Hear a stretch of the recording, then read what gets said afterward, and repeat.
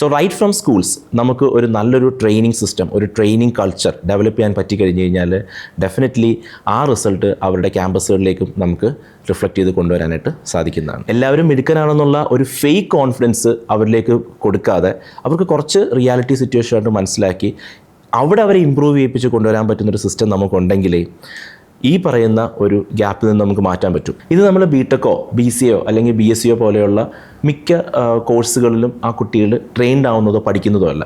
So ഇതും ഞങ്ങൾ knowledge level, അതുപോലെ പ്രാക്ടിക്കൽ ലെവൽ, അത് കഴിഞ്ഞ് ടെസ്റ്റ് എൻവയോൺമെൻറ്റ് ലെവൽ വരെ കുട്ടികളെ പ്രിപ്പയർ ചെയ്യിപ്പിക്കുന്നുണ്ട്.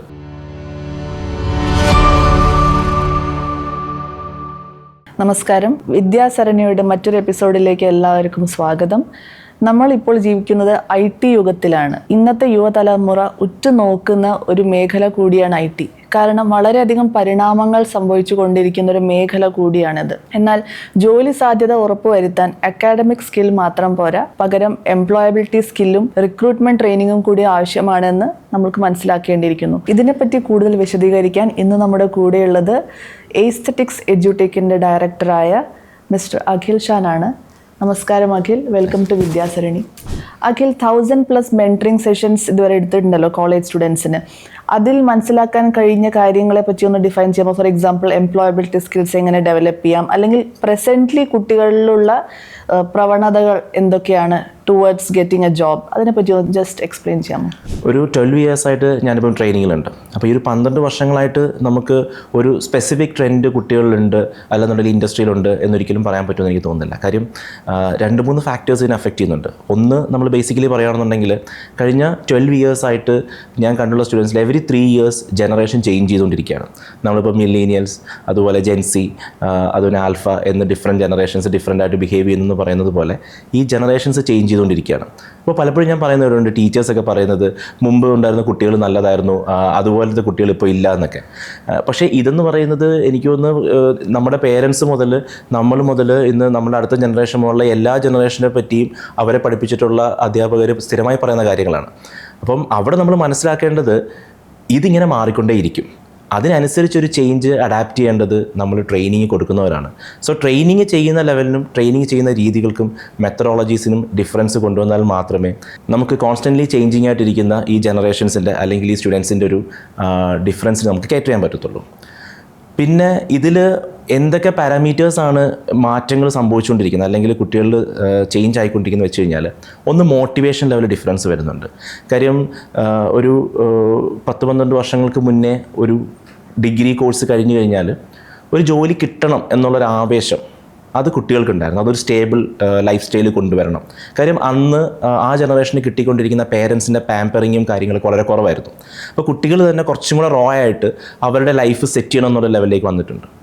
ഇന്ന് ഈ ഒരു സിറ്റുവേഷൻ എടുത്താൽ കഴിഞ്ഞൊരു 2-3 വർഷങ്ങളായിട്ട് നമ്മൾ കണ്ടുവരുന്നൊരു കാര്യമാണ്, കുട്ടികൾക്ക് ഉള്ള ഒരു അടുത്ത ലെവലിലേക്കുള്ളൊരു സെറ്റിൽമെൻറ്റ്, ലൈഫിൻ്റെ സെറ്റിൽമെൻറ്റ് ചെയ്യാൻ വേണ്ടിയുള്ള കംപ്ലീറ്റ് കാര്യങ്ങളും പേരൻസ് പാമ്പേർഡാക്കി ചെയ്തു കൊടുക്കുന്നൊരു ഡിഫറൻസ് വന്നിട്ടുണ്ട്. ഫോർ എക്സാമ്പിൾ, നമ്മൾ കണ്ടുവരുന്ന ട്രെൻഡാണ് നമ്മൾക്കൊരു ബാക്കപ്പ് ഇല്ലെങ്കിൽ പോലും നമ്മളുടെ കംപ്ലീറ്റ് സ്വത്തുക്കൾ പോലും പണയം വെച്ചിട്ട് കുട്ടികളെ പുറത്തേക്ക് വിട്ട് അവരെ സെറ്റിലാക്കാൻ വേണ്ടി ശ്രമിക്കുക. സോ കുട്ടികൾ എക്സ്പെക്റ്റ് ചെയ്യുന്നുണ്ട് കുറേ കാര്യങ്ങൾ, അവർ ഡിമാൻഡ് ചെയ്യുന്നുണ്ട് കുറേ കാര്യങ്ങൾ. ഈ ഒരു ഡിമാൻഡ് ചെയ്യാനും ഈ ഒരു എക്സ്പെക്റ്റേഷനും കഴിഞ്ഞ കുറേ വർഷങ്ങൾക്ക് മുമ്പ് ഇല്ലായിരുന്നു. അപ്പം ഈ ലെവലിലൊരു ഡിഫറൻസ് വരുന്നതുകൊണ്ട് തന്നെ അവരുടെ മോട്ടിവേഷൻ ലെവൽ കുറച്ച് കുറവാണ്. 2, കോമ്പറ്റീറ്റീവ് സ്കില്ലുകൾ കുറഞ്ഞു വരുന്നുണ്ട്. കോമ്പറ്റീറ്റീവ് സ്കില്ലുകൾ എന്ന് ഞാൻ ഉദ്ദേശിക്കുന്നത് ഒരു എംപ്ലോയബിലിറ്റി പെർസ്പെക്റ്റീവിൽ നോക്കുമ്പോഴത്തേക്കും ഒരു വർക്ക് സ്പേസിൽ ഒരാൾ കീപ്പ് ചെയ്യേണ്ട കുറച്ച് ക്രിട്ടിക്കൽ റീസണിങ്, അവരുടെ ലോജിക്കൽ തിങ്കിങ്, അവരുടെ ഒരു മാത്തമാറ്റിക്കൽ കാൽക്കുലേഷൻ, ഒരു പ്രോബ്ലം സോൾവിങ് എന്ന് പറയുന്ന ഒരു കംപ്ലീറ്റ് സ്ഫിയറിനകത്ത് വരുന്ന കാര്യങ്ങൾ, ഇത് ഈ ലെവലിലുള്ളൊരു ആസ്പിറേഷൻ, ഈ ലെവലിലൊരു പൊട്ടൻഷ്യൽ കുട്ടികളിൽ കുറഞ്ഞു വരുന്നുണ്ട് കഴിഞ്ഞ കുറേ കാലങ്ങളായിട്ട്. സോ ഇങ്ങനെ കുറഞ്ഞു വരുന്ന എല്ലാ കാര്യങ്ങളും നമ്മൾ ഒരു ഗ്യാപ്പായിട്ട് ഐഡൻറ്റിഫൈ ചെയ്ത് നമ്മൾ ഫില്ല് ചെയ്തുകൊണ്ടിരിക്കുക എന്നുള്ളതാണ് ട്രെയിനിങ് ആസ് എ ജനറിക്. നമ്മൾ ഇപ്പം ക്യാമ്പസ് ബേസ്ഡ് ആയിട്ടുള്ള അല്ലെങ്കിൽ കോളേജ് ലെവലിൽ വരെയുള്ള ട്രെയിനിങ്ങുകളിൽ നമ്മൾ ചെയ്യേണ്ട, അതായത് ഒരു ട്രെയിനിങ് സൈഡിൽ നമ്മൾ ചെയ്യേണ്ടത്. അല്ലാതെ ഇത് കുറവാണ് എന്നുള്ളൊരു കംപ്ലയിൻറ്റ് നമ്മളെപ്പോഴും പറഞ്ഞുകൊണ്ടിരുന്ന ശേഷം നമുക്ക് റിസൾട്ട് ഉണ്ടാവില്ല. സോ ഇന്ന് എംപ്ലോയർ സൈഡിലേക്ക് നിൽക്കുന്ന ഒട്ടുമിക്ക ആൾക്കാരും ഒരു 10-20 വർഷങ്ങൾക്ക് മുൻപ് അവരുടെ ക്യാമ്പസ് ലൈഫ് കഴിഞ്ഞ പോയ ആൾക്കാരായിരിക്കും. അവരെപ്പോഴും ഇന്നത്തെ ജനറേഷൻ എക്സ്പെക്റ്റ് ചെയ്യുന്നത് ഒരു 15 വർഷം 20 വർഷം മുമ്പ് അവർക്കുണ്ടായിരുന്ന മോട്ടിവേഷൻ, അവർക്കുണ്ടായിരുന്ന ഒരു ഫയർ ആ ഫയർ ആയിരിക്കും അവർ എക്സ്പെക്ട് ചെയ്യുന്നത്.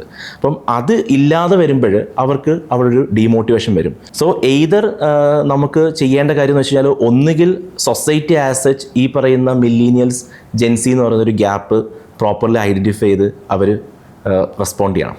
അല്ലെങ്കിൽ ആ ഒരു ഗ്യാപ്പ് ഉണ്ടാകാത്ത രീതിയിൽ നമ്മൾ ജെൻസിയെ പ്രിപ്പയർ ചെയ്യിപ്പിച്ച് ഈ ഗ്യാപ്പ് ഫില്ല് ചെയ്ത് അവരെ എംപ്ലോയബിലിറ്റി സൈഡിലോട്ട് അല്ലെങ്കിൽ റിക്രൂട്ട്മെൻറ്റ് സൈഡിലോട്ട് അവരെ നമ്മൾ കൂടുതലായിട്ട് അടുപ്പിച്ച് കൊണ്ടുവരണം. ഈ കോളേജിലുള്ള ട്രെയിനിങ് വെച്ച് കമ്പയർ ചെയ്യുമ്പോൾ ഫോർ എക്സാമ്പിൾ ഒരു കുട്ടിയിൽ സോഫ്റ്റ് സ്കിൽ ഡെവലപ്പ് ചെയ്യാൻ ഏറ്റവും ഈസി സ്കൂൾ തലത്തിൽ അത് ഡെവലപ്പ് ചെയ്ത് കൊണ്ടുവരുന്നതാണല്ലോ. അപ്പോൾ ഈ കോളേജിൽ എത്തുമ്പോഴേക്കും അവർക്കൊരു concrete set of belief systems ഉണ്ടാവും. അവരുടെ കണ്ടീഷനിങ് വളരെയധികം സ്ട്രോങ് ആയിരിക്കും. അപ്പോൾ അഖിൽ ഈ കൊടുക്കുന്ന മെൻറ്ററിങ് സെഷൻസ് എല്ലാം ഒരു സ്കൂൾ തലത്തിൽ നിന്ന് സ്റ്റാർട്ട് ചെയ്താൽ എന്തൊക്കെയാണ് differences that you can bring about when you compare it with college level students? അതെങ്ങനെയായിരിക്കും? ശരിക്കും നമ്മൾ പല രീതിയിലുള്ള ട്രെയിനിങ്ങുകളാണ് കുട്ടികൾക്ക് ആവശ്യമായിട്ടുള്ളത്. അതിൽ ഞാൻ കൂടുതലായിട്ടും വർക്ക് ചെയ്യുന്നത് എംപ്ലോയബിലിറ്റി സ്കില്ലുകളും അതുപോലെ അവരെ എങ്ങനെ ഒരു കരിയറിലേക്ക് എത്തിക്കാമെന്നുള്ള സ്കില്ലിംഗ് പ്രോഗ്രാംസാണ്. സോ അതിൻ്റെ ഒരു പെർസ്പെക്റ്റീവിലാണ് സംസാരിക്കുന്നതെങ്കിൽ ഞങ്ങൾ എപ്പോഴും യൂസ് ചെയ്യുന്നൊരു വാക്കാണ് ഇൻടേക്ക് ക്വാളിറ്റി എന്ന് പറയുന്നത്. അതായത് ക്യാമ്പസസിൽ കുട്ടികൾ ഓരോ ബാച്ചിലും കുട്ടികൾക്കുണ്ടാകുന്ന ഇൻടേക്ക് ക്വാളിറ്റി അവരുടെ ഔട്ട്പുട്ടിലേക്ക് ഒരുപാട് റിഫ്ലക്റ്റ് ചെയ്യും. ഫോർ എക്സാമ്പിൾ നമ്മൾക്ക് നല്ല രീതിയിൽ ഫിൽറ്റേഡ് ആയിട്ടുള്ള ഒരു സെറ്റ് ഓഫ് സ്റ്റുഡൻസ് ആണ്. അതായത് ഒരു ക്യാമ്പസിന് 500 സീറ്റുകളുണ്ട്. ആ 500 സീറ്റുകളിലേക്ക് ഒരു 5000 ആപ്ലിക്കൻസ് വരുന്നതിൽ നിന്നാണ് 500 സ്റ്റുഡൻസിനെ ഫിൽറ്റർ ചെയ്ത് അവരെടുക്കുന്നത്. ആ ഫിൽട്രേഷൻ ഒരുപാട് പ്രോസസ്സുകളുണ്ട്. വെച്ചാൽ നമ്മുടെ കേരള എൻട്രൻസ് എക്സാമിനേഷൻ പോലെയുള്ള പ്രോസസ്സുകൾ ഒരുപാടുണ്ട്. അത്തരത്തിൽ ഫിൽറ്റേഡ് ആയിട്ടുള്ള സ്റ്റുഡൻസ് വരുന്ന ബാച്ച് ഔട്ട്പുട്ടിലേക്ക് വരുമ്പോഴത്തേക്കും ഫോർത്ത് ഇയർ അല്ലെങ്കിൽ ഫൈനൽ ഇയേഴ്സിലേക്ക് എത്തുന്ന സമയത്ത് കിട്ടുന്ന റിസൾട്ട് എന്ന് പറയുന്നത് വളരെ ഹൈ ആയിരിക്കും. സോ ഈ ഇൻടേക്ക് ക്വാളിറ്റി എവിടെ നിന്നാണ് വരുന്നത്? അവർ ക്യാമ്പസിലെത്തുന്നതിന് തൊട്ട് മുന്നേ അവർ പഠിക്കുന്നത് സ്കൂളുകളിലാണ്. സോ സ്കൂളുകളിൽ നിന്ന് വരുന്ന ഒരു ഔട്ട്പുട്ടാണ് ക്യാമ്പസുകളുടെ ഇൻപുട്ട് എന്ന് പറയുന്നത്. അപ്പം ഡെഫിനറ്റ്ലി ഒരു നല്ല മോട്ടിവേറ്റഡ് ആയിട്ടുള്ള അല്ലെങ്കിൽ നല്ല രീതിയിൽ വർക്ക് ചെയ്യാൻ പറ്റുന്ന നല്ല പൊട്ടൻഷ്യലുള്ള ഒരു സെറ്റ് ഓഫ് കുട്ടികൾ ക്യാമ്പസുകളിലേക്ക് വന്നാൽ മാത്രമേ നമുക്ക് അവരെ എംപ്ലോയബിലിറ്റിയിലേക്കും അതുപോലെ മറ്റ് സ്കില്ലിങ്ങിലേക്കും ഒരു റിസൾട്ടിലേക്ക് കൊണ്ടുപോകാൻ പറ്റത്തുള്ളൂ. സോ റൈറ്റ് ഫ്രം സ്കൂൾസ് നമുക്ക് ഒരു നല്ലൊരു ട്രെയിനിങ് സിസ്റ്റം, ഒരു ട്രെയിനിങ് കൾച്ചർ ഡെവലപ്പ് ചെയ്യാൻ പറ്റിക്കഴിഞ്ഞ് കഴിഞ്ഞാൽ ഡെഫിനറ്റ്ലി ആ റിസൾട്ട് അവരുടെ ക്യാമ്പസുകളിലേക്കും നമുക്ക് റിഫ്ലക്റ്റ് ചെയ്ത് കൊണ്ടുവരാനായിട്ട് സാധിക്കുന്നതാണ്. നമ്മുടെ സ്കൂളുകളിൽ നിന്ന് വർക്ക് ചെയ്യുന്ന ഒരു സിസ്റ്റം എന്ന് പറയുന്നത് അവർ സെൻട്രലൈസ്ഡ് ആയിട്ട് ഒരു സിലബസ്, മേ ബി ഒരു കേരള സ്റ്റേറ്റ് സിലബസ് അല്ലെന്നുണ്ടെങ്കിൽ ഒരു സ്റ്റേറ്റ് സിലബസ് അല്ലെങ്കിൽ CBSE, ICSE, ഇൻ്റർനാഷണൽ സിലബസ്, ഇത്തരത്തിലുള്ളൊരു സിലബസുകളിലായിരിക്കും അവർ ഫോളോ ചെയ്യുന്നത്. അവരുടെ മോട്ടിവേഷൻ കൂടുതലായിട്ടും വരുന്നത് ഫൈനലി നടക്കുന്ന ബോർഡ് എക്സാംസിൻ്റെ റിസൾട്ട്സിലേക്ക് കൊണ്ടുവരുമ്പോഴാണ്. സോ അതുകൊണ്ട് തന്നെ സ്കൂളുകൾക്ക് ഡയറക്റ്റ്ലി ഒരു സ്റ്റേക്ക് ഹോൾഡർ ആവാൻ നമ്മുടെ സിസ്റ്റം എന്ന് പെർമിറ്റ് ചെയ്യുന്നില്ല. കാര്യം അവരൊരു നിശ്ചിതമായ ഫീസ് വാങ്ങുന്നുണ്ട്. ആ ഫീസിനകത്ത് നിർത്തിയുള്ള പ്രോഗ്രാംസ് അവർക്ക് കണ്ടക്ട് ചെയ്യണം. ഇത്തരത്തിലുള്ള കൺസ്ട്രെയിൻസ് ഉള്ളതുകൊണ്ടാണ് സ്കൂളുകൾക്ക് ഈ ഒരു ലിമിറ്റേഷൻ വരുന്നത്. പക്ഷേ ഇന്ന് ഒരുപാട് സ്കൂളുകൾ അതിൻ്റെ ബാരിയർ പുറത്തു കൊണ്ടുവന്ന് പല രീതിയിലുള്ള ട്രെയിനിങ് സ്കില്ലിംഗ് പ്രോഗ്രാമുകൾ കുട്ടികളിലേക്ക് കൊടുക്കുന്നുണ്ട്. ഞാൻ അത്ഭുതമായിട്ട് കണ്ടൊരു കാര്യം എന്ന് വെച്ച് കഴിഞ്ഞാൽ ഞങ്ങൾ എഞ്ചിനീയറിംഗ് പഠിച്ച ശേഷം അവർ ആർട്ടിഫിഷ്യൽ ഇൻ്റലിജൻസ് AI/ML ഒരു കോഴ്സ് നമ്മുടെ ഇൻസ്റ്റിറ്റ്യൂട്ട് ചെയ്യുന്നുണ്ട്. അവിടെ ഒരു 3rd മന്തൊക്കെ ആവുന്ന സമയത്ത്, അതായത് എഞ്ചിനീയറിംഗ് കഴിഞ്ഞ് അല്ലെങ്കിൽ ഡിഗ്രി കഴിഞ്ഞിട്ട് ഒരു 3ാമത്തെയോ 4ാമത്തെയോ മാസം വരെ ഹൈ എൻഡിൽ അവരെ പുഷ് ചെയ്ത് വർക്ക് ചെയ്യിപ്പിച്ചെടുക്കുന്ന ഒരു ഏരിയ ഉണ്ട്. അതൊരു ചാറ്റ് ബോട്ട് ഡെവലപ്മെൻറ്റ് എന്ന് പറയുന്നത്. ഞാൻ ഈ chat bot development question recently 9ാം ക്ലാസ്സിൽ ഒരു ബാംഗ്ലൂരിലൊരു സ്കൂളിലെ 9ാം ക്ലാസ്സിലെ കമ്പ്യൂട്ടർ സയൻസ് ക്വസ്റ്റ്യൻ പേപ്പറിനകത്ത് AI ഉപയോഗിച്ചൊരു AI ചാറ്റ് ബോട്ട് ഡെവലപ്പ് ചെയ്യാനുള്ള ഒരു ക്വസ്റ്റ്യൻ ഞാൻ കണ്ടു. അപ്പോൾ ഞാൻ മനസ്സിലാക്കുന്ന കാര്യം എന്ന് വെച്ച് കഴിഞ്ഞാൽ നമ്മൾക്ക് ഒരു ഗ്യാപ്പ് ഉണ്ട്. മേ ബി ഇത്രയും അഡ്വാൻസ്മെൻറ്റ്സ് AI/ML അല്ലെങ്കിൽ ടെക്നോളജിയിൽ ഉണ്ടായിക്കൊണ്ടിരിക്കുന്ന ഒരു സമയത്ത് നമ്മൾ ഇപ്പോൾ കടന്നു പോയിക്കൊണ്ടിരിക്കുന്ന ഒരു 4-5 ഇയേഴ്സ് എന്ന് പറയുന്നത് ഒരു ചാലഞ്ചിങ് സിറ്റുവേഷനാണ്. അതായത് 4-5 വർഷങ്ങൾക്ക് മുന്നേ ഉണ്ടായിരുന്ന ഒരു സ്കൂളിൽ നിന്ന് വരുന്ന എക്സ്പെക്റ്റേഷനും ഈ 4-5 വർഷം ഗ്യാപ്പ് കഴിഞ്ഞിട്ട് സ്കൂളിൽ നിന്ന് വരുന്ന എക്സ്പെക്റ്റേഷൻ തമ്മിൽ ഭയങ്കര ഡിഫറൻസ് ഉണ്ടാവും. മേ ബി ഒരു 5 വർഷം മുന്നേ എഞ്ചിനീയറിംഗ് കഴിഞ്ഞൊരു കുട്ടിക്ക് 5 വർഷത്തിന് ശേഷം +2 കഴിയുന്ന ഒരു കുട്ടിയുടെ സ്കില്ലിൻ്റെ അടുത്ത് പിടിച്ചു നിൽക്കാൻ പോലും പറ്റിയെന്ന് വരില്ല. ഇത്തരത്തിലുള്ളൊരു കണ്ടീഷനിങ്ങിലാണ് അവർ വരുന്നതെന്നുണ്ടെങ്കിൽ. അതിനകത്ത് രണ്ടാമതൊരു ഫാക്ടറുണ്ട്. ഏറ്റവും കൂടുതൽ കുട്ടികൾ റിസപ്റ്റീവ് ആയിരിക്കുന്ന ഒരു പീരീഡ് എന്ന് പറയുന്നത് അവരുടെ ചൈൽഡ്ഹുഡ് ആൻഡ് സ്കൂളിംഗ് ടൈമാണ്. ഒരു 10ാം ക്ലാസ് വരെയുള്ള ടൈമാണ്. ഈ 10ാം ക്ലാസ് വരെയുള്ള ടൈമിൽ നമ്മൾ കൊടുക്കുന്ന കണ്ടീഷനിങ് ആണ് എന്തുമാത്രം കുട്ടികൾക്ക്, എത്ര ലെവൽ വരെ കുട്ടികൾക്ക് അവരെ പുഷ് ചെയ്യാൻ പറ്റും, എത്ര ലെവൽ വരെ അവർക്ക് ടെക്നോളജി ഗ്രാബ് ചെയ്യാൻ പറ്റും, എത്ര ലെവൽ വരെ അവർക്ക് പഠിക്കാൻ പറ്റും. ഇത്തരത്തിലുള്ള കണ്ടീഷനിങ് ആണ് അവർക്ക് പിന്നീട് അവർക്ക് ബേസ് ആവുന്നത്. അപ്പം നമ്മൾ സ്കൂളിങ്ങിൽ വളരെ റിലാക്സ്ഡ് ആയിട്ട്, എസ്പെഷ്യലി എഴുതുന്ന കുട്ടികളിൽ ഒരു 90% കുട്ടികൾ A+ വാങ്ങി. അപ്പോൾ A+ൻ്റെ വില എന്താണ്, എയുടെ വില എന്താണ്, B എന്താണ്, B+ എന്താണെന്ന് ഒരു കാറ്റഗറൈസേഷൻ പോലും ചെയ്യാൻ പറ്റാതിരിക്കുന്ന ഒരു സിസ്റ്റം നമുക്കുണ്ട്. അപ്പം അതിനൊരു മാറ്റം കൊണ്ടുവന്ന് കുട്ടികൾ കുറച്ചുകൂടെ അവരുടെ സ്കോറിങ്, അതിനകത്തൊരു കറക്റ്റ് ഗ്രേഡിങ്, അതിൽ പല ലെവൽസ് കൊണ്ടുവന്ന് എല്ലാവരും മിടുക്കനാണെന്നുള്ള ഒരു ഫേക്ക് കോൺഫിഡൻസ് അവരിലേക്ക് കൊടുക്കാതെ അവർക്ക് കുറച്ച് റിയാലിറ്റി സിറ്റുവേഷനായിട്ട് മനസ്സിലാക്കി അവിടെ അവരെ ഇമ്പ്രൂവ് ചെയ്യിപ്പിച്ച് കൊണ്ടുവരാൻ പറ്റുന്നൊരു സിസ്റ്റം നമുക്കുണ്ടെങ്കിലേ ഈ പറയുന്ന ഒരു ഗ്യാപ്പിൽ നിന്ന് നമുക്ക് മാറ്റാൻ പറ്റും. ഇല്ലെങ്കിൽ നമ്മൾക്ക് ഇനി വരുന്ന ഒരു ജനറേഷനിൽ സ്കൂളിങ്ങിൽ നിന്ന് വരുന്ന അല്ലെങ്കിൽ സ്കൂളിൽ നിന്ന് വരുന്ന തലമുറയിൽ കുറേ ആളുകൾ അവർ സേഫാണ്, അവർ ഇതാണ് ബെസ്റ്റ്, എനിക്ക് കുറേ A+ ഉണ്ട് എന്ന് കരുതി പോവുകയും വേറൊരു സെറ്റ് ഓഫ് ആൾക്കാർ, അതായത് മറ്റ് സിലബസുകൾ അല്ലെങ്കിൽ മറ്റ് കണ്ടീഷനിങ്ങിനും വരുന്ന ആൾക്കാർ അവരെ എക്സ്ട്രാ ഓർഡിനറിലി അവർ ഔട്ട്കം ചെയ്ത് പെർഫോം ചെയ്യുകയും ചെയ്യും. സോ ഈ ഒരു ഗ്യാപ്പും നമുക്ക് ഇനി ഭാവിയിൽ എക്സ്പെക്റ്റ് ചെയ്യാൻ പറ്റുന്നതാണ്. Right. Coming to performance pressure, ഇപ്പോൾ നമ്മൾ റീസെൻ്റ്ലി നമുക്ക് കാണാൻ പറ്റിയ കുറേ ഇൻസിഡൻസ്, ഫോർ എക്സാമ്പിൾ സ്കൂളിലായാലും കുട്ടിയെ ബുള്ളി ചെയ്യുന്ന കാര്യങ്ങൾ, അതേപോലെ ഒരു ഫേമസ് IT കമ്പനിയിൽ വർക്ക് ഓവർലോഡ് കാരണം കൊളാപ്സ് ആയ എംപ്ലോയീസ്. അപ്പോൾ ഇങ്ങനെ പെർഫോമൻസ് പ്രഷർ കൂടിക്കൊണ്ടിരിക്കുന്ന ഒരു കാലത്ത് സോഫ്റ്റ് സ്കിൽ അഥവാ ടെക്നിക്കൽ സ്കിൽസ് വെച്ചിട്ടുള്ള ട്രെയിനിങ് എന്തുമാത്രം അവർ ഹെൽപ്പ് ചെയ്യും to sustain in the society? ഞാൻ എപ്പോഴും കുട്ടികളടുത്ത് പറയുന്നൊരു കാര്യമുണ്ട്, നിങ്ങൾ കോളേജ് കഴിയുന്നത് വരെ നിങ്ങൾ സേഫാണ്. കാര്യം 1ാം ക്ലാസ് മുതൽ 10ാം ക്ലാസ് വരെ, 10ാം ക്ലാസ് കഴിഞ്ഞാൽ നമ്മുടെ സിസ്റ്റം ഉടനെ മിക്കപ്പോഴും ഒരു 99% കേസുകളിൽ അവരെ +1 +2 കഴിഞ്ഞാൽ ഒരു ഡിഗ്രി, ആ ഡിഗ്രിക്ക് ഫീസ് കൊടുക്കുന്നത്, അത് കഴിഞ്ഞ് അവർ കോളേജ് പാസ് ഔട്ട് ആവുന്നത് വരെയുള്ള കാലഘട്ടം വരെയും അവർ പാമ്പേർഡാണ്. അവർ പേരൻസ് കുറേയൊക്കെ, ഞാൻ പറയുന്നത് എല്ലാവരുടെയും കേസുകൾ ചിലപ്പോൾ ആപ്ലിക്കബിൾ ആണെന്നില്ല, പക്ഷേ ഭൂരിഭാഗം കേസുകളിലും ആപ്ലിക്കബിൾ ആവുന്ന ഒരു സിസ്റ്റത്തിലാണ് നമ്മൾ പൊയ്ക്കൊണ്ടിരിക്കുന്നത്. ഇത് കഴിഞ്ഞതിന് ശേഷം ഒറ്റയടിക്ക് ഒരു കുട്ടി എക്സ്പോസ്ഡ് ആവുകയാണ്. അതായത് നമ്മൾ ഒരു സിറ്റുവേഷൻ പറഞ്ഞു കഴിഞ്ഞാൽ ഒരു AC റൂമിൽ കുറേ കാലം ഇരുന്നതിന് ശേഷം ഒറ്റയടിക്ക് ഒരാളിനെ തീരെ ഫ്രണ്ടിലേക്ക് എടുത്ത് വയ്ക്കുന്ന ഒരു അവസ്ഥയായിരിക്കും നമ്മൾ മിക്കപ്പോഴും ഒരു എൻജിനീയറിങ് അല്ലെങ്കിൽ ഡിഗ്രി കഴിഞ്ഞതിന് ശേഷം, ഏത് ഡിഗ്രി ആയിക്കോട്ടെ, അത് കഴിഞ്ഞതിന് ശേഷം ഇന്നത്തെ കോർപ്പറേറ്റ് എക്സ്പീരിയൻസിലേക്ക് അല്ലെങ്കിൽ ഒരു ജോബ് വേൾഡിലേക്ക് ആൾ ഇറങ്ങി ചെല്ലുമ്പോൾ അവിടെ ചില സമയത്ത് പേരൻസിന് സഹായിക്കാൻ പറ്റുന്നുണ്ടാവാം, കാര്യങ്ങൾ ചെയ്യുന്നുണ്ടാവാം. പക്ഷേ നമ്മൾ ആ ഒരു ഫാക്ടർ മാറ്റി വെച്ച് കഴിഞ്ഞാൽ അവർ ഒറ്റയടിക്ക് എത്തിപ്പെടുന്നത് വേറൊരു സിസ്റ്റത്തിലേക്കാണ്. ആ സിസ്റ്റം എങ്ങനെയാണോ ഇന്ന് വരെ പ്രവർത്തിച്ചുകൊണ്ടിരിക്കുന്നത്, നമുക്ക് നാളെയോ അല്ലെങ്കിൽ അടുത്ത ആഴ്ചയോ അടുത്ത മാസമോ അത് മാറ്റാൻ കഴിയില്ല. മേ ബി ഒരുപാട് കണ്ടീഷനിങ്സും കാര്യങ്ങളും വന്നുകൊണ്ട് വർഷങ്ങൾ കൊണ്ടതിന് മാറ്റങ്ങളുണ്ടാവാം. പല മേഖലകളിൽ നമ്മൾ ആ മാറ്റങ്ങൾ കാണുന്നുണ്ട്. അപ്പം എന്തായാലും ഇവർ വർക്കിലേക്ക് എത്തിപ്പെടുമ്പം അവിടെ നിശ്ചിതമായ ഒരു പ്രഷർ അവിടെ ഉണ്ട്. അതിൻ്റെ പല വേരിയേഷൻസ് നമ്മൾ വർക്ക് ചെയ്യുന്ന കമ്പനി, അവിടുത്തെ എംപ്ലോയീസ്, നമ്മുടെ സബോർഡിനേറ്റ്സ്, നമ്മുടെ സുപ്പീരിയേഴ്സ്, ഇവരെയൊക്കെ ബേസ് ചെയ്തിട്ട് മാറ്റം ഉണ്ടാവാം. ഡിമാൻഡിൻ്റെ കാര്യത്തിൽ മാറ്റം ഉണ്ടാവാം. പക്ഷേ എന്ത് തന്നെ വന്നു കഴിഞ്ഞാലും അവിടെ ഈ ഒരു പ്രഷർ എന്ന് പറയുന്ന ഒരു സാധനം ബിൽഡപ്പ് ചെയ്യും. ഇപ്പം നമ്മൾ പറയുന്ന ഈ കോളേജ് കരിക്കുലത്തിൽ മുഴുവൻ അല്ലെങ്കിൽ കോളേജ് കാലം കഴിയുന്നത് വരെയും ഇവരെ വളരെ പാമ്പേഡാക്കി വെച്ചുകൊണ്ട് ഒറ്റയടിക്ക് ഇവരെ എക്സ്പോസ് ചെയ്യണോ, അതോ ഇവരെ കോമ്പറ്റീറ്റീവ് എൻവയോൺമെൻറ്റ്സിലൂടെ നമ്മൾ കുറേശ്ശെയായി കൊണ്ടുപോയി പല മോക്ക് സിറ്റുവേഷൻസിലൂടെ അവരെ കടത്തിവിട്ട് അവരെ അതിൽ കണ്ടീഷൻ ചെയ്യിപ്പിച്ചെടുക്കണോ വേണ്ടതെന്നുള്ളത്. കാര്യം ഈ വർക്ക് പ്രഷർ ബേസ് ചെയ്തിട്ടുള്ള ആത്മഹത്യകളും കാര്യങ്ങളും എനിക്ക് തോന്നുന്നു ഈ കഴിഞ്ഞ കുറച്ച് വർഷങ്ങളായിട്ടാണ് കൂടുതലായിട്ടും വന്നുകൊണ്ടിരിക്കുന്നത്. എസ്പെഷ്യലി നമുക്ക് നോക്കിക്കഴിഞ്ഞ് കഴിഞ്ഞാൽ ഈ ഒരു ജെൻസി കാറ്റഗറിയിൽ വരുമ്പോഴാണ് അതിൽ കൂടുതലായിട്ടും വന്നിരിക്കുന്നത്. മുൻപൊക്കെ എന്ന് പറഞ്ഞു കഴിഞ്ഞാൽ ജോലി പോകുമ്പോഴുള്ള പ്രഷറും കാര്യങ്ങളൊക്കെ താങ്ങാതെ ഒരുപാട് അനിഷ്ട സംഭവങ്ങൾ ഉണ്ടായിട്ടുണ്ടെങ്കിലും ഇന്ന് വർക്ക് ചെയ്തുകൊണ്ടിരിക്കുമ്പോൾ, ഒരു ജോലി ചെയ്തുകൊണ്ടിരിക്കുമ്പോൾ ആ ജോലി എനിക്ക് ചെയ്യാൻ പറ്റുന്നില്ല അല്ലെങ്കിൽ എനിക്ക് അത്രയും പെർഫോം ചെയ്യാൻ പറ്റുന്നില്ല, അത്തരത്തിലുള്ള പ്രഷറുകൾ താങ്ങാൻ പറ്റാതെയുള്ള ബുദ്ധിമുട്ടുകൾ കാര്യങ്ങൾ ഇന്നത്തെ ജനറേഷന് വരുന്നതിൻ്റെ ഒരു കാര്യം അവർ അത്രയും അധികം പ്രഷർ സിറ്റുവേഷൻസിലൂടെ അവരുടെ ലൈഫിൽ നോർമലി പോകാതിരിക്കുന്നത് കൊണ്ടാകാം ഒന്ന്. അതിനപ്പുറത്തേക്ക് താങ്ങാൻ പറ്റാത്ത ലെവലിലേക്കുള്ള മറ്റ് ഇഷ്യൂസുകളും അവിടെ ഉണ്ടാകുന്ന കേസുകൾ ഉണ്ടായിട്ടുണ്ട്. പക്ഷേ ഈ ജനറിക് കേസുകൾ, ഈ അടുത്ത കാലത്ത് ഒരു IT കമ്പനിയിൽ അവർ പിന്നെ ആ കുട്ടിക്ക് പ്രഷർ താങ്ങാൻ പറ്റാതെ അതൊരു ലെറ്റർ എഴുതി വെച്ച ശേഷം ആത്മഹത്യ ചെയ്തതെന്നൊക്കെ പറയുമ്പോഴത്തേക്കും ആ കുട്ടി അതാണ് ഒരു എക്സിറ്റായിട്ട് കാണുന്നത്. എന്തുകൊണ്ട് അവർക്കൊരു ഹെൽപ്പിംഗ് ഹാൻഡ് നമ്മുടെ സൊസൈറ്റിയിലേക്ക് ഉണ്ട്, അല്ലെങ്കിൽ നമ്മുടെ പലയിടത്തും ഉണ്ട്, അല്ലെങ്കിൽ ഈ ഒരു ജോലി അവിടെ വെച്ച് നിർത്തി കഴിഞ്ഞാൽ അടുത്ത ദിവസം മുതൽ അതിന് മറ്റൊരു കാര്യം ചെയ്തും സസ്റ്റെയിൻ ചെയ്യാൻ പറ്റുന്നൊരു തോട്ട് അതിലേക്ക് എത്തിക്കാനോ, അല്ലെങ്കിൽ ഈ പ്രഷർ തന്നെ ഹാൻഡിൽ ചെയ്ത് മുന്നോട്ട് കൊണ്ടുപോകാനോ, അല്ലെങ്കിൽ ഒരു ബ്രേക്ക് എടുക്കാനോ, ഇത്തരത്തിലുള്ള തോന്നലുകളൊന്നും അതിലേക്ക് വരുത്താൻ പറ്റാത്ത, അല്ലെങ്കിൽ അങ്ങനെ ഒരു ജനറേഷനിലേക്ക് കൊണ്ടുവരാൻ പറ്റാത്തത് മേ ബി നമ്മൾ ഇത്തരത്തിൽ അവരെ പാമ്പർ ചെയ്ത് കൊണ്ടുവന്നുകൊണ്ടായിരിക്കാം. സോ മെൻറ്ററിങ് സെഷൻസിന് ഇതിൽ വളരെയധികം ഇമ്പോർട്ടൻസ് ഉണ്ട് to bring them out of that cocoon അല്ലേ?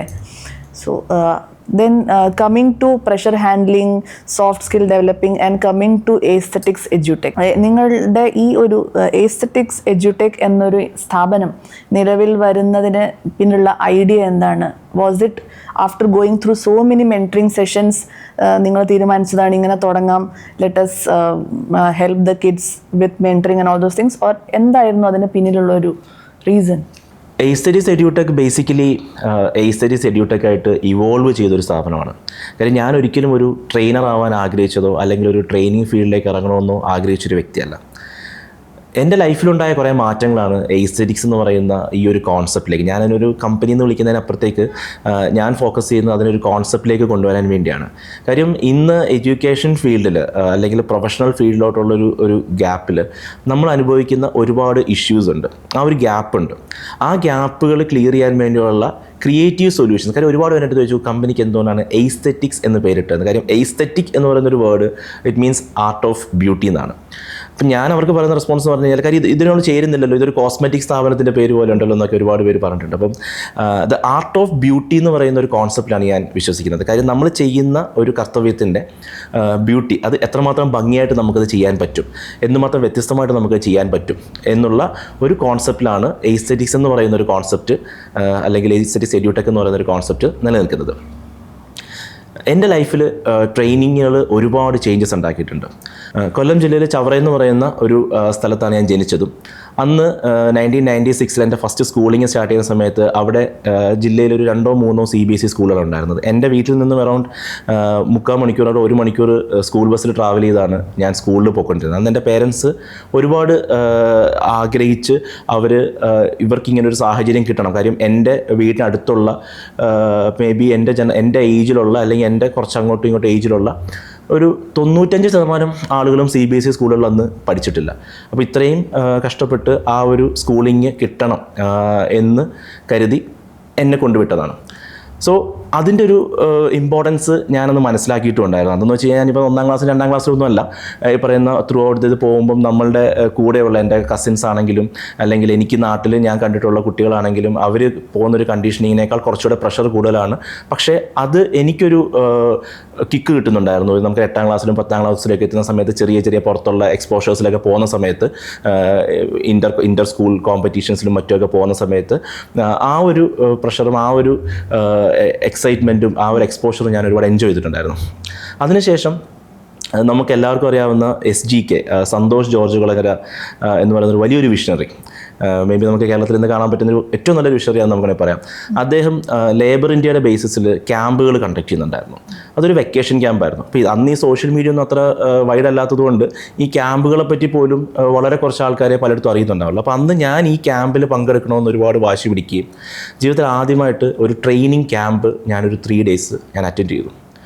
എൻ്റെ ലൈഫിൽ ഏറ്റവും മാറ്റം ഉണ്ടാക്കിയ ഒരു പ്രോസസ്സായിരുന്നു. മേ ബി ഞാൻ ഇന്നിവിടെ നിൽക്കുമ്പം ഞാൻ ഈ ഒരു പാത്തിലേക്ക് എത്തിയതിൻ്റെ 2-3 മെയിൻ റീസൺസിൽ ഒരു പിവറ്റൽ റോള് ആ ക്യാമ്പിനുണ്ടായിട്ടുണ്ട്. നമ്മൾ സാധാരണ ഒരു ടീച്ചിങ്ങിൽ നിന്നും എങ്ങനെയാണ് ഒരു ട്രെയിനർ 1 മണിക്കൂർ 2 മണിക്കൂർ കൊണ്ട് ഒരു കുട്ടിയെ ഇൻഫ്ലുവൻസ് ചെയ്യുന്നതെന്നും ഏതൊക്കെ ലെവൽസിലേക്ക് അവൻ്റെ തോട്ട് പ്രോസസ്സ് കൊണ്ടുപോകുന്നുള്ളതും നമ്മളൊരു നാരോ ലൈനിൽ നിന്നും വൈഡായിട്ട് ചിന്തിക്കണമെന്നുള്ളതും അതുപോലെ അന്നേ വരെ നമ്മൾ കണ്ടിട്ടില്ലാത്ത കുറേ ആൾക്കാരുമായിട്ട് 3 ദിവസം രാവും പകലും നമ്മൾ സ്പെൻഡ് ചെയ്യുമ്പോഴുണ്ടാകുന്ന ഒരു ചേഞ്ചും ഇത്തരത്തിലൊരു എക്സ്പോഷർ എനിക്കന്ന് കിട്ടിയിട്ടുണ്ടായിരുന്നു. അന്ന് ഏറ്റവും ഗിഫ്റ്റായിട്ട് ഞാൻ കരുതുന്നതെന്ന് പറയുന്നത് SGK സന്തോഷ് ജോർജ് കുളങ്ങര കയ്യിൽ നിന്ന് അന്ന് ബെസ്റ്റ് ക്യാമ്പയിനുള്ള ഒരു ഷെർലക് ഹോംസിൻ്റെ ഒരു ബുക്ക് കിട്ടിയിട്ടുണ്ടായിരുന്നു. സോ അന്നൊന്നും നമ്മൾ ഈ സഞ്ചാരമൊന്നും അത്ര ഫേമസോ അല്ലെങ്കിൽ നമ്മൾ SGK എന്ന് പറയുന്ന വ്യക്തിയുടെ പ്രഭാവമൊന്നും നമുക്കറിയില്ല.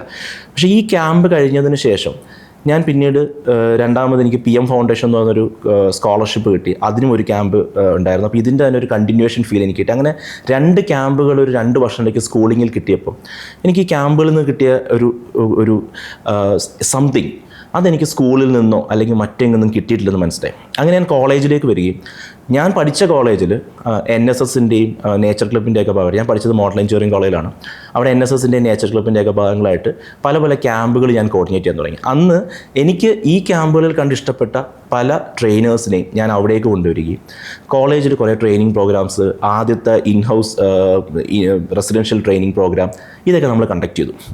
ഇതിൻ്റെയൊക്കെ ഒരു ഫീഡ്ബാക്ക് സെഷൻസ് വരുമ്പോഴും അതുപോലെ പലരും അവരുടെ ലൈഫിലുണ്ടായ ചേഞ്ചുകളും എക്സ്പീരിയൻസസും അവർ ഷെയർ ചെയ്ത് തുടങ്ങിയപ്പോഴത്തേക്കും എനിക്ക് എന്തൊക്കെയോ ഇതിനൊരു ഗുണമുണ്ട്, അല്ലെങ്കിൽ ഇതിനെന്തെങ്കിലും ചേഞ്ച് ചെയ്യാൻ പറ്റും തോന്നി. അത് എനിക്ക് മാത്രമല്ല ഐഡൻറ്റിഫൈ ചെയ്ത് അന്ന് ആ ക്യാമ്പസിലുണ്ടായിരുന്ന എന്നെ ഒരുപാട് സപ്പോർട്ട് ചെയ്ത 2 ഫാക്കൽറ്റി ഉണ്ട്. ഒന്ന് ശ്രീനിവാസ് എന്ന് പറയുന്ന സാറും ഒരു വിനോദ് തോമസ് സാറും. വിനോദ് തോമസ് സാർ ഇന്ന് KTU കേരള ടെക്നോളജിക്കൽ യൂണിവേഴ്സിറ്റിയുടെ അക്കാഡമിക് ഡീനാണ്. Srinivas sir model engineering college പ്രൊഫസറാണ്.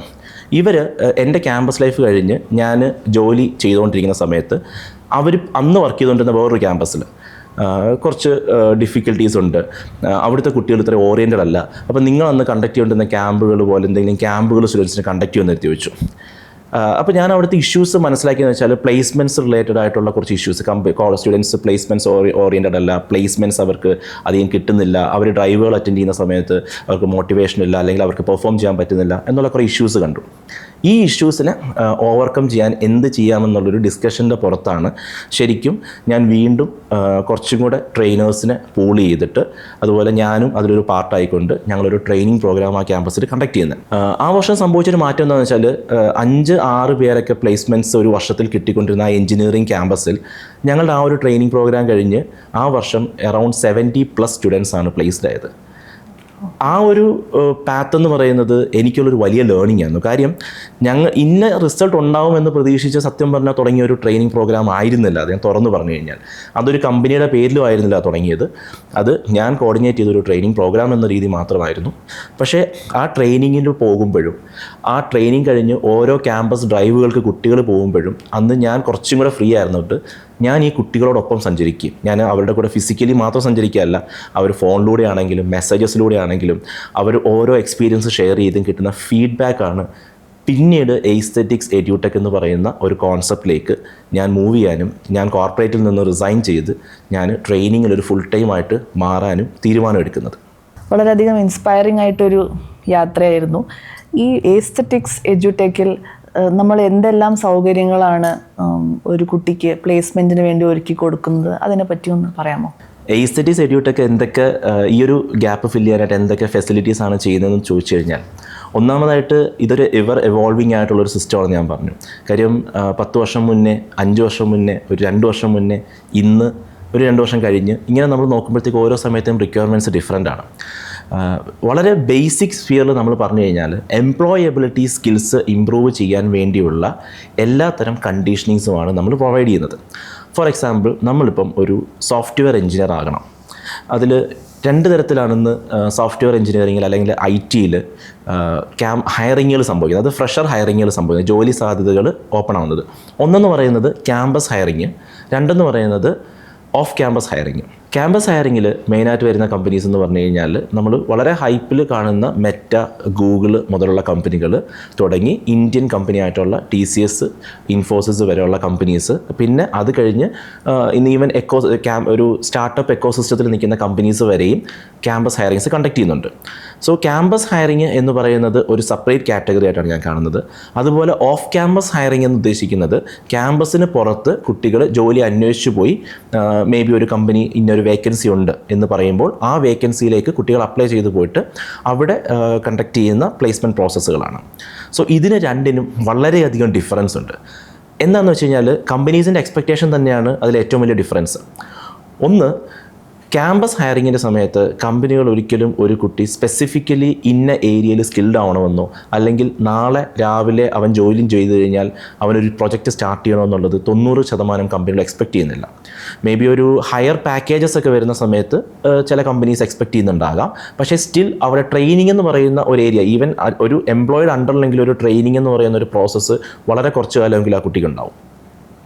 തിരിച്ച് നമ്മൾ ഓഫ് ക്യാമ്പസിലേക്ക് വരുന്ന സമയത്ത് ഒരു കമ്പനി എനിക്ക് ഒരു എഞ്ചിനീയർ വേണം, ഒരു സോഫ്റ്റ്വെയർ എഞ്ചിനീയർ വേണം എന്നൊരിക്കലും പറയില്ല. എനിക്ക് വേണ്ടത് ഒരു ആപ്പ് ഡെവലപ്മെൻറ്റ്, അല്ലെങ്കിൽ ഒരു വെബ് ഡെവലപ്മെൻറ്റ്, അല്ലെങ്കിൽ ഒരു മേൺ സ്റ്റാക്ക് വെബ് ഡെവലപ്മെൻറ്റ്, അല്ലെങ്കിൽ ഒരു data scientist who is experienced with visualisation in power BI എന്ന് പറയുന്ന സ്പെസിഫിക് സ്കിൽസിലായിരിക്കും.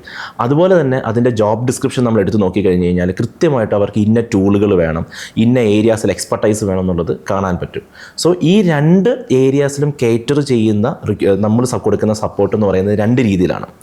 അപ്പം ഒരു ജനറിക്കായിട്ട് ഒരു ക്യാമ്പസിലേക്ക് വരുന്ന ഹയറിങ്ങിൽ ഇന്ന് സംഭവിക്കുന്നത് ഒരു ബേസിക് ആപ്റ്റിറ്റ്യൂഡ് ടെസ്റ്റ് ഉണ്ടാവും. ആപ്റ്റിറ്റ്യൂഡ് എന്ന് വെച്ചാൽ aptitude, logical reasoning, verbal reasoning പോലെയുള്ള ഒരു കോമ്പറ്റീറ്റീവ് സ്കിൽ. എന്തിനാണെന്ന് വെച്ച് കഴിഞ്ഞാൽ ഇന്ന് നമുക്ക് റിക്വയർമെൻറ്റ്സ് വളരെ ഹൈ ആണ്. അതുപോലെ തന്നെ 10 വർഷങ്ങൾക്ക് മുന്നേയൊക്കെ കേരളത്തിൽ എഞ്ചിനീയറിംഗ് കോളേജുകൾ എടുത്തു കഴിഞ്ഞാൽ എഞ്ചിനീയറിംഗ് കോളേജുകൾ കുറവാണ്. അതിൽ തന്നെ കുറച്ച് കോളേജുകളിലൊക്കെയാണ് കമ്പനികളും മിക്കപ്പോഴും വന്ന് ഹയറിങ് നടത്തിയിരുന്നത്. പക്ഷേ ഇന്ന് എല്ലാ കോളേജുകൾക്കും ഈക്വലായിട്ട് ഓപ്പർച്യൂണിറ്റീസ് മിക്കപ്പോഴും കിട്ടുന്നുണ്ട്. കാര്യം നമ്മുടെ പ്ലാറ്റ്ഫോമുകൾ ഓൺലൈനാണ്. AI ബേസ്ഡ് ആയിട്ടുള്ള സിസ്റ്റംസ് ഇന്ന് ഒരുപാട് പരീക്ഷകൾ നടത്താനും മറ്റും അവൈലബിൾ ആണ്. ഞാൻ ഈ വർഷവും കഴിഞ്ഞ വർഷമൊക്കെ കണ്ടിരിക്കുന്ന ടെസ്റ്റുകളിലൊക്കെ പലപ്പോഴും ഒരു ക്യാമ്പസിൽ ഒരു കമ്പനിയുടെ പ്രതിനിധി പോലും വന്നു നിൽക്കാതെ അവർ കംപ്ലീറ്റ്ലി പ്രോക്റ്റേഡ് ആയിട്ടുള്ള ടെസ്റ്റ് നടത്തും. പ്രോക്റ്റേഡ് ടെസ്റ്റ് എന്ന് വെച്ച് കഴിഞ്ഞാൽ ഒരു കമ്പ്യൂട്ടറിൻ്റെ മുന്നിൽ ഒരു കുട്ടി ഇരുന്ന് ടെസ്റ്റ് അറ്റൻഡ് ചെയ്യുന്ന സമയത്ത് അതിലെ വെബ് ക്യാമറയിലൂടെ ആ കുട്ടിയുടെ കണ്ണ് എവിടെ പോകുന്നു, കൈ എവിടെ പോകുന്നു, അയാളെ ആരെങ്കിലും സപ്പോർട്ട് ചെയ്യുന്നുണ്ടോ, ഈവൻ ഒരു ടാബ് സ്വിച്ച് ചെയ്തിട്ട് അവർ ഗൂഗിളിൽ സെർച്ച് ചെയ്യുന്നുണ്ടോ എന്ന് പോലും ആ കമ്പനിക്ക് ഐഡൻറ്റിഫൈ ചെയ്യാൻ പറ്റുന്ന AI സിസ്റ്റംസ് ഇന്ന് ഡെവലപ്ഡ് ആണ്. ആ ഡെവലപ്ഡ് ആയിട്ട് സിസ്റ്റംസ് ഉള്ളതുകൊണ്ട് തന്നെ ഒരു ഇൻവിജിലേറ്റർ ക്ലാസ്സിൽ നിൽക്കുന്നതിനേക്കാൾ വളരെ സുതാര്യമായിട്ടാണ് ഇന്നത്തെ ക്യാമ്പസ് പ്ലേസ്മെൻറ്റ് ഡ്രൈവുകൾ പോകുന്നത്. സോ ഇത്തരം ഡ്രൈവുകൾക്ക് കുട്ടികൾ അവിടെയാണ് ഈ ഞാൻ പറഞ്ഞ കോമ്പറ്റീറ്റീവ് എക്സാംസ് കണ്ടക്ട് ചെയ്യുന്നത്. സോ ഈ കോമ്പറ്റീറ്റീവ് എക്സാംസിന് കുട്ടികളെ നോളജ് ലെവലിൽ പ്രിപ്പയർ ചെയ്യിപ്പിക്കുക, അവരെ പ്രാക്ടീസ് ചെയ്യിപ്പിച്ച് ഫോളോ അപ്പ് ചെയ്യിപ്പിക്കുക. അതോടൊപ്പം തന്നെ അവരെ ഇത്തരം ടെസ്റ്റ് എൻവയോൺമെൻറ്റ് ക്രിയേറ്റ് ചെയ്ത് ഞങ്ങളുടെ ബാക്ക് എൻഡിൽ ഇത്തരത്തിലുള്ള ടെസ്റ്റ് എൻവയോൺമെൻറ്റ് ക്രിയേറ്റ് ചെയ്ത് അതിനകത്ത് അവരെ പ്രാക്ടീസ് ചെയ്യിപ്പിക്കുക. ഈ 3 കാര്യങ്ങൾ ഇമ്പോർട്ടൻ്റ് ആണ്. കാര്യം നമ്മൾ നോളജ് കൊടുത്ത ശേഷം ചിലപ്പോൾ ഈ കുട്ടികൾ പിന്നീട് പ്രാക്ടീസ് ചെയ്തില്ല എന്നുണ്ടെങ്കിൽ അവർക്ക് പരീക്ഷയ്ക്ക് ഒന്ന് പെർഫോം ചെയ്യാൻ പറ്റില്ല. നമ്മൾ അവരെ പ്രാക്ടീസ് ചെയ്യിപ്പിച്ച് വിട്ട് കഴിഞ്ഞാൽ പലപ്പോഴും സംഭവിക്കുന്നത് ഈ ഒരു ടെസ്റ്റ് എൻവയോൺമെൻറ്റ് ആദ്യമായിട്ട് കാണുന്ന കുട്ടികളുണ്ടാവാം. അവിടെ വെച്ച് അവരുടെ ചാൻസ് അവിടെ ഒരു 1-2 ടെസ്റ്റ് എൻവയോൺമെൻ്റ് ഒക്കെ കാണുമ്പോഴത്തേക്ക് അവരവിടെ ചിലപ്പോൾ പേടിച്ചു പോകാം. അടുത്ത കാലത്ത് ഇതിൻ്റെ അകത്ത് ഒരുപാട് കുട്ടികൾ ഞാൻ ഇൻട്രാക്ട് ചെയ്യുന്ന സമയത്ത് സംസാരിച്ചിട്ടുണ്ട്. ഞാൻ ഇങ്ങനത്തെ ടെസ്റ്റ് എൻവയോൺമെൻറ്റിൽ പ്രാക്ടീസ്ഡ് അല്ലായിരുന്നു. അപ്പോൾ ഞാനൊരു വിൻഡോസ് ബട്ടൺ ഞെക്കിയപ്പോഴത്തേക്കും ആ ടാബ് മാറി വേറൊരു ടാബ് വന്നു, എൻ്റെ ടെസ്റ്റ് ക്ലോസ് ആയിപ്പോയി, ഞാൻ റിജക്റ്റഡ് ആയിപ്പോയി എന്ന് പറയുന്നുണ്ട്. ഇതൊക്കെ നമ്മൾ ഇത്തരം കേസുകൾ അവോയ്ഡ് ചെയ്യാൻ വേണ്ടിയാണ് ഞങ്ങളൊരു ബാക്ക് എൻഡ് സിസ്റ്റം ക്രിയേറ്റ് ചെയ്തിട്ട് ഈ സിസ്റ്റത്തിൽ കുട്ടികളെ ട്രെയിൻ ചെയ്യും. സോ ദാറ്റ് നമുക്ക് അവർക്ക് പറഞ്ഞു കൊടുക്കാൻ പറ്റും ഇതാണ് നിങ്ങൾ നാളെ കാണാൻ പോകുന്ന എൻവയോൺമെൻറ്റ് എന്ന് പറയുന്നത്. ഇതുപോലെ തന്നെ സോഫ്റ്റ്വെയർ എഞ്ചിനീയറിംഗിൽ ഇന്ന് എല്ലാ കമ്പനികളും പൈത്തൺ, C++, ജാവ തുടങ്ങിയിട്ടുള്ള ജനറിക് പ്രോഗ്രാമിംഗ് ലാംഗ്വേജുകളിൽ കോമ്പറ്റീറ്റീവ് കോഡിംഗ് ടെസ്റ്റുകൾ കണ്ടക്ട് ചെയ്യുന്നുണ്ട്. ഈ കോമ്പറ്റീറ്റീവ് കോഡിംഗ് ടെസ്റ്റുകൾ എന്ന് പറയുന്നത് സാധാരണ ഒരു പ്രോഗ്രാമിംഗ് ലാംഗ്വേജ് പഠിക്കുമ്പം പ്രോഗ്രാമിംഗ് പഠിക്കുന്നതിൽ നിന്ന് ഒരുപാട് വ്യത്യാസമാണ്. അതൊരു കേസ് ബേസ്ഡ് സ്റ്റഡിയാണ്. അവരൊരു കേസ് പ്രസൻറ്റ് ചെയ്യും, ഒരു സിനാരിയോ പ്രസൻറ്റ് ചെയ്യും, അതിനൊരു സൊല്യൂഷൻ നമ്മൾ കോഡിങ്ങിൽ ഇംപ്ലിമെൻറ്റ് ചെയ്യണം. ഇത് നമ്മൾ BTechോ BCAയോ അല്ലെങ്കിൽ BSCയോ പോലെയുള്ള മിക്ക കോഴ്സുകളിലും ആ കുട്ടികൾ ട്രെയിൻഡ് ആവുന്നതോ പഠിക്കുന്നതോ അല്ല. സോ ഇതും ഞങ്ങൾ നോളജ് ലെവൽ, അതുപോലെ പ്രാക്ടിക്കൽ ലെവൽ, അത് കഴിഞ്ഞ് ടെസ്റ്റ് എൻവയോൺമെൻറ്റ് ലെവൽ വരെ കുട്ടികളെ പ്രിപ്പയർ ചെയ്യിപ്പിക്കുന്നുണ്ട്. സോ ഇവർ കടന്നു പോകാൻ സാധ്യതയുള്ള ക്യാമ്പസ് പ്ലേസ്മെൻറ്റ് അല്ലെങ്കിൽ റിക്രൂട്ട്മെൻറ്റ് പ്രോസസ്സുകളിലെ knowledge level, practical level and test environment conditioning ആണ് നമ്മൾ പ്രിലിമിനറി ചെയ്യുന്നത്. പ്രിലിമിനറി പ്രോസസ്സ് കഴിഞ്ഞ് കഴിഞ്ഞാൽ കുട്ടികൾക്ക് ഫൈനലി ഇൻ്റർവ്യൂസിൻ്റെ സമയം വരുമ്പോൾ അവർക്ക് ഇൻ്റർവ്യൂ ട്രെയിനിങ്സ്, അതുപോലെ ATS ബേസ്ഡ് റെസ്യൂമെ എന്ന് പറയുന്ന ഒരു സിസ്റ്റം ഇപ്പോൾ വന്നിട്ടുണ്ട്. ATS എന്ന് വെച്ചാൽ ആപ്ലിക്കേഷൻ ട്രാക്കിംഗ് സിസ്റ്റം. നമ്മൾ ഒരു റെസ്യൂമെ സബ്മിറ്റ് ചെയ്യുമ്പോൾ മുൻപൊക്കെ നമ്മൾ മാനുവലി റെസ്യൂമെ വെരിഫൈ ആണ് ചെയ്തുകൊണ്ടിരുന്നത്. ഇന്ന് മാനുവലി വെരിഫൈ കാര്യം ലക്ഷക്കണക്കിന് റെസ്യൂമെ ഓരോ കമ്പനിക്ക് കിട്ടിക്കൊണ്ടിരിക്കുകയാണ്. ഒരു പ്രോസസ്സ് അവർ അനൗൺസ് ചെയ്ത് കഴിഞ്ഞാൽ അതിനെ ഒരു സോഫ്റ്റ്വെയർ ഉപയോഗിച്ച് അനലൈസ് ചെയ്ത് അതിലെ നല്ല കീവേഡുകളുള്ള, അതുപോലെ തന്നെ നല്ല രീതിയിൽ പ്രസൻ്റ് ആയിട്ടുള്ള, നല്ല പ്രൊജക്റ്റുകൾ ചെയ്തിട്ടുള്ള, ഈ ജോബ് പ്രൊഫൈലിന് വളരെ അടുത്ത് നിൽക്കുന്ന കീവേഡ്സ് സാറ്റിസ്ഫൈ ചെയ്യുന്ന റെസ്യൂമുകൾ ഫിൽട്ടർ ചെയ്യുന്ന ATS സ്പെസിഫിക് സോഫ്റ്റ്വെയറുകളുണ്ട്. സോ അത്തരം സോഫ്റ്റ്വെയറുകളിൽ അവരുടെ റെസ്യൂമെ ഫിൽട്ടറായി പോകാനും അങ്ങനെ അവർക്ക് ഇൻ്റർവ്യൂ കോൾസ് കൂടുതൽ കിട്ടാനും ഇൻ്റർവ്യൂവിന് എത്തിയ ശേഷം എന്താണ് അവർക്കൊരു IT ഇൻ്റർവ്യൂവിൽ എക്സ്പീരിയൻസ് ചെയ്യാൻ പറ്റുന്നത്, അത് IT എക്സ്പേർട്സിൻ്റെ അഡ്വൈസ് ബേസ് ചെയ്തിട്ട്, അതായത് ഇന്ന് ഇൻഡസ്ട്രി വർക്ക് ചെയ്യുന്ന ആൾക്കാരുടെ അഡ്വൈസസ് ബേസ് ചെയ്തിട്ട് അവർക്ക് ട്രെയിനിങ് കൊടുക്കുക, മോക്ക് ഇൻ്റർവ്യൂസ് സെറ്റ് ചെയ്യുക, പേഴ്സണലൈസ്ഡ് ഗ്രൂമിങ് ചെയ്യുക. സോ ഇത്തരത്തിൽ ഈ ഒരു പ്രോസസ്സിൽ വരുന്ന എല്ലാ റൗണ്ടുകളിലൂടെയും നമ്മൾ സ്റ്റുഡൻസിനെ കൊണ്ടുപോവുകയാണ് എയ്സ്തെറ്റിക്സിൻ്റെ ക്യാമ്പസ് പ്ലേസ്മെൻറ്റ് പ്രോഗ്രാംസിൽ ചെയ്യുന്നത്. സോ ക്യാമ്പസ് ഹയറിങ്ങിനെ നമുക്ക് ഇങ്ങനെ ഒരു രീതിയിൽ കാറ്റർ ചെയ്യാൻ പറ്റും. ഇതിനപ്പുറത്തേക്ക് കുട്ടികൾ അവരുടെ ബേസിക് അക്കാഡമിക്കിലുണ്ടാകുന്ന ഒരു ക്വാളിഫിക്കേഷൻ, അതിലെ നോളജ്, അതുപോലെ തന്നെ അവർ ചെയ്ത പ്രൊജക്റ്റിൽ എക്സ്പീരിയൻസ്, ഇത്രയും കാര്യങ്ങളോടെ ചേരുമ്പോഴേക്കും നമുക്കൊരു IT അല്ലെങ്കിൽ ഒരു സോഫ്റ്റ്വെയർ ബേസ്ഡ് ആയിട്ടുള്ള ക്യാമ്പസ് പ്ലേസ്മെൻറ്റിനെ കുട്ടികൾക്ക് അഡ്രസ്സ് ചെയ്യാൻ വേണ്ടി പ്രിപ്പയർഡ് ആക്കാൻ പറ്റും. തിരിച്ച് ഓഫ് ക്യാമ്പസ് ഹയറിങ്ങിലേക്ക് വരുമ്പോഴേക്കും ഞാൻ പറഞ്ഞു മിക്കപ്പോഴും സംഭവിക്കുന്നത് ഇതൊരു ക്യാമ്പസ് ബേസ്ഡ് ചെയ്തായിരിക്കത്തില്ല. അവരൊരു അഡ്വർടൈസ്മെൻറ്റ് കൊടുക്കും, അല്ലെങ്കിൽ ഒരു ജോബ് വേക്കൻസി നൗക്കറി പോലെയുള്ള, ഇൻഡീഡ് പോലെയുള്ള ജോബ് പ്ലാറ്റ്ഫോംസിൽ വരും. ഇത് നമ്മൾ ഐഡൻറ്റിഫൈ ചെയ്ത് നമ്മൾ അപ്ലൈ ചെയ്ത് നമ്മുടെ റെസ്യൂമേഴ്സ് സബ്മിറ്റ് ചെയ്ത് ഷോർട്ട് ലിസ്റ്റഡ് ആയി കഴിഞ്ഞാൽ നമ്മളവിടെ ചെല്ലുക. സോ നമ്മുടെ റെസ്യൂമേഴ്സ് ഷോർട്ട് ലിസ്റ്റഡ് ആവണമെന്നുണ്ടെങ്കിൽ നമ്മളുടെ റെസ്യൂമെയിൽ അവരുടെ കമ്പനി പറഞ്ഞിരിക്കുന്ന ജോബ് ഡിസ്ക്രിപ്ഷനുമായിട്ട് ബന്ധപ്പെട്ട കീവേഡുകൾ ഉണ്ടായിരിക്കണം. ആ കീവേഡുകൾ എങ്ങനെ ഉണ്ടാവുമെന്ന് വെച്ച് കഴിഞ്ഞാൽ നമ്മൾ അതിലൊരു സർട്ടിഫിക്കേഷൻ ചെയ്യുകയോ അല്ലെങ്കിൽ നമ്മളൊരു കോഴ്സ് ചെയ്യുകയോ മറ്റോ ചെയ്യണം. അപ്പോൾ അവിടെ ഒരു ബിടെക്കോ അല്ലെങ്കിൽ ഒരു എൻജിനീയറിംഗ് അല്ലെങ്കിൽ ഡിഗ്രി പോലെയുള്ള ഒരു ബേസിക് ക്വാളിഫിക്കേഷൻ മാത്രം കൊണ്ട് നമുക്ക് അവിടെ ഫിൽറ്റേഡ് ആവാൻ പറ്റില്ല. സോ ഫസ്റ്റ് നമുക്ക് ഫിൽറ്റർ ആവണമെങ്കിൽ തന്നെ നമ്മൾ അത്തരത്തിലുള്ള ഏതെങ്കിലും സ്കിൽ ബേസ്ഡ് ആയിട്ടുള്ള അല്ലെങ്കിൽ സ്കിൽ എൻറിച്ച്മെൻ്റ് ആയിട്ടുള്ള ഒരു പ്രോഗ്രാം നമ്മൾ ചെയ്യണം. ഇന്ന് ഓഫ് ക്യാമ്പസ് ഹയറിങ്ങിലേക്ക് വരുമ്പോഴേക്കും ഇത്തരത്തിൽ ഫിൽറ്റേഡ് ആയിട്ടുള്ള റെസ്യൂമേഴ്സ് പോകണമെന്നുണ്ടെങ്കിൽ അല്ലെങ്കിൽ കമ്പനികൾ ഷോർട്ട് ലിസ്റ്റ് ചെയ്ത് നമുക്കൊരു ഇൻ്റർവ്യൂ കോൾ തരണമെന്നുണ്ടെങ്കിൽ നമുക്ക് ഒരു ബിടെക്കിൻ്റെയോ അല്ലെങ്കിൽ ഒരു നോർമൽ ഡിഗ്രി മാത്രം കൊണ്ട് കാര്യമില്ല. അവിടെ നിങ്ങൾ ഒരു സ്കില്ലിങ് അല്ലെങ്കിൽ സ്കില്ലിംഗ് എൻറിച്ച്മെൻറ്റ് പ്രോഗ്രാം ചെയ്യേണ്ടതാണ്. അടുത്ത് വരുന്നത് ഇൻ്റർവ്യൂ ഫേസ് ആണ്. സോ ഇൻ്റർവ്യൂ ഫേസ് അല്ലെങ്കിൽ അവിടെ ഒരു ബേസിക് ടെക്നിക്കൽ ടൂൾ ടെസ്റ്റിങ് കാര്യങ്ങൾ കഴിഞ്ഞുള്ള ഇൻ്റർവ്യൂ, ഈ പ്രോസസ്സിലൂടെ നിങ്ങൾ ശരിക്കും ഈ ജോബ് ചെയ്യാൻ പറ്റുന്ന ഒരാളാണോ, ഈ ജോബ് ചെയ്ത് എക്സ്പീരിയൻസ്ഡ് ആയിട്ടുള്ള ഒരാളാണോ എന്നാണ് നോക്കുന്നത്. സോ അവിടെയാണ് നമ്മൾ ഹാൻഡ്സ് ഓൺ ട്രെയിനിങ്ങുകളുടെ ഇമ്പോർട്ടൻസ് വരുന്നത്. ഇന്ന് 99 രൂപ മുതൽ ലക്ഷക്കണക്കിന് രൂപ വരുന്ന ട്രെയിനിങ് പ്രോഗ്രാമുകൾ അവൈലബിൾ ആണ്. നമ്മൾ ഇൻ്റർനെറ്റ് എടുത്തു കഴിഞ്ഞാൽ ഇൻസ്റ്റാഗ്രാമിലും അതുപോലെ ഫേസ്ബുക്കിലുമൊക്കെ 99 രൂപയ്ക്ക് പിന്നെ ഡാറ്റാ സയൻസ് എന്നൊക്കെ പറഞ്ഞ് സെയിൽ ചെയ്യുന്ന ഒരുപാട് പ്രോസസ്സുകൾ നമ്മൾ കാണാം. ഈ പ്രോസസ്സുകളിൽ നമ്മൾ റിസീവ് ചെയ്യേണ്ടത് എങ്ങനെയാണെന്ന് വെച്ച് കഴിഞ്ഞാൽ, നമ്മൾ ഈ ഒരു പാത്തിൽ കുറച്ച് വർക്ക് ചെയ്തു, നമ്മൾ സെൽഫ് മോട്ടിവേറ്റഡ് ആണ്, നമ്മൾ സെൽഫ് ലേണിംഗ് ഉള്ള ഒരാളാണ്, നമുക്കതിൽ കുറച്ച് കാര്യങ്ങൾ സ്വന്തമായിട്ട് ചെയ്യാൻ പറ്റുന്നുണ്ട് എന്നുണ്ടെങ്കിൽ നമുക്ക് യൂട്യൂബിലോ അല്ലെന്നുണ്ടെങ്കിൽ ഈ പറയുന്ന ചെറിയ ഓൺലൈൻ വീഡിയോകളോ കണ്ടിട്ട് നമുക്കതിനെ ഇമ്പ്രൂവ് ചെയ്തെടുക്കാൻ പറ്റും. പക്ഷേ ഇന്ന് ഒരു 90% കുട്ടികളും സപ്പോർട്ടീവ് ലേണേഴ്സാണ്. അവർക്ക് പ്രോപ്പർലി സപ്പോർട്ട് ചെയ്യാനും അതുപോലെ അവർക്കൊരു സംശയം വന്നു കഴിഞ്ഞാൽ അത് പറഞ്ഞു തരാൻ ഒരാൾ ഉണ്ടാവണം എന്ന് കരുതുന്ന കുട്ടികളാണ് ഞാൻ കണ്ടിട്ടുള്ളത്. അതിനപ്പുറത്തേക്ക് അവർ അതിനെ അന്വേഷിച്ച് പോകുന്ന അല്ലെങ്കിൽ അത് കണ്ടെത്തി അത് അച്ചീവ് ചെയ്യുന്ന ഒരു 10% കുട്ടികളെ അല്ലെങ്കിൽ ഒരു സ്റ്റുഡൻറ്റ് ബേസേ ഞാൻ കണ്ടിട്ടുള്ളൂ. 90% ആളുകളും ഒരു കോഴ്സ് എടുത്ത് ആ കോഴ്സ് ബേസ് ചെയ്തിട്ട് അവർക്ക് നാളെ ഒരു പ്രോഡക്റ്റ് ഡെവലപ്പ് ചെയ്യാനുള്ള കപ്പാസിറ്റി എത്തണമെന്നുണ്ടെങ്കിൽ അവർക്ക് സപ്പോർട്ടീവ് ലേണിംഗ് സിസ്റ്റത്തിൽ പോകണം. അതിന് നല്ല ഒരു ട്രെയിനർ, അതുപോലെ ഇൻഡസ്ട്രി പ്രൊജക്റ്റ് എക്സ്പോഷർ ഉള്ള ഒരു ട്രെയിനർ അല്ലെങ്കിൽ ഒരു ട്രെയിനിങ്സ് എക്കോസിസ്റ്റത്തിനകത്ത് അവർ പഠിക്കുകയാണെങ്കിൽ, അതിനെ ബേസ് ചെയ്ത് ഒരു സർട്ടിഫിക്കേഷൻ ചെയ്യുകയാണെങ്കിൽ അവർക്ക് ഇത്തരത്തിലുള്ള ഇൻ്റർവ്യൂസ് ക്രാക്ക് ചെയ്യാൻ വേണ്ടി പറ്റും. ഒരു സിമ്പിൾ എക്സാമ്പിളാണ് ഞാൻ എപ്പോഴും എൻ്റെ അടുത്ത് വരുന്ന സ്റ്റുഡൻസിൻ്റെ അടുത്ത് ഞാൻ പറയാറുള്ളത്. നിങ്ങൾ എംപ്ലോയബിൾ ആണ് എന്ന് നിങ്ങൾക്ക് തോന്നണം എന്നുണ്ടെങ്കിൽ നിങ്ങൾ ഒരു പ്രോഡക്റ്റ് അല്ലെങ്കിൽ ഒരു സർവീസ് നിങ്ങൾ പഠിച്ചത് വെച്ചിട്ടോ നിങ്ങളുടെ കഴിവ് വെച്ചോ നിങ്ങൾ ഡെവലപ്പ് ചെയ്യണം. ആ പ്രോഡക്റ്റ് നിങ്ങൾക്ക് പരിചയമില്ലാത്ത ഒരാളുടെ അടുത്ത് കൊണ്ടുപോയി 100 രൂപയ്ക്കോ 1000 രൂപയ്ക്കോ നിങ്ങൾക്ക് വിൽക്കാൻ പറ്റുമെങ്കിൽ, ഞാൻ പറയുന്നത് ലക്ഷക്കണക്കിന് രൂപയുടെ സോഫ്റ്റ്വെയറിൻ്റെ കാര്യമല്ല പറയുന്നത്, ഒരു ചെറിയ ഒരു കാൽക്കുലേറ്റർ പോലും, അല്ലെങ്കിൽ നമ്മൾക്ക് നമ്മുടെ അടുത്തുള്ളൊരു കടക്കാരന് ഒരു പറ്റ് ബുക്ക് മെയിൻറ്റെയിൻ ചെയ്യാൻ പറ്റുന്ന ഒരു ബേസിക് 2 ഇൻ്റർഫേസ് പേജുള്ള ഒരു ചെറിയ ഒരു ആപ്ലിക്കേഷൻ നിങ്ങൾക്ക് ക്രിയേറ്റ് ചെയ്ത് അയാൾക്ക് കൊണ്ടുവരെ ഒരു 100 രൂപയ്ക്കോ 1000 രൂപയ്ക്കോ കൊണ്ടുപോയി വിൽക്കാൻ പറ്റും എന്നുള്ള ലെവൽ എത്തുമ്പോഴാണ് നിങ്ങൾ ശരിക്കും എംപ്ലോയബിൾ ആവുന്നതും. ആ സിറ്റുവേഷൻ ഐഡൻറ്റിഫൈ ചെയ്യുമ്പോഴാണ് ഒരു കമ്പനി നിങ്ങൾക്ക് നെക്സ്റ്റ് ഡേ ഒരു ജോലി സ്റ്റാർട്ട് ചെയ്യാൻ, മേ ബി ഒരു ട്രെയിനി ആയിട്ട് പോലും ഒരു ജോലി തരാൻ വേണ്ടിയിട്ട് നിങ്ങൾ എലിജിബിൾ ആവുന്നത്. ഗൂഗിൾ, മൈക്രോസോഫ്റ്റ് പോലെയുള്ള കമ്പനികൾ അവരുടെ ഹയർ ലെവൽസിലേക്ക് വരുന്ന ഇൻ്റർവ്യൂസിൽ, ഈവൻ ഫ്രഷറിൽ പോലും, to take the real stuff out of you, നിങ്ങളിൽ നിന്ന് എന്ത് ശരിക്കുമുണ്ട് എന്ന് പിഴിഞ്ഞ് പുറത്തെടുക്കാൻ പറ്റുന്ന ലെവലിലുള്ള ഇന്നൊവേറ്റീവ് ആയിട്ടുള്ള റൗണ്ടുകൾ അവർ കൊണ്ടുവരും. ഈ സ്കില്ലുകൾ നമുക്ക് കിട്ടി എന്നുള്ളത് നമ്മളൊരു എംപ്ലോയറിനെ അറിയിക്കണം എന്നുണ്ടെങ്കിൽ നമ്മൾ അവരുടെ പ്ലേസ്മെൻറ്റ് പ്രോസസ്സ് ബൈപ്പാസ് ചെയ്യണം. ബൈപ്പാസ് ചെയ്യല്ല, അതിലൂടെ നമ്മൾ കടന്നു പോകണം.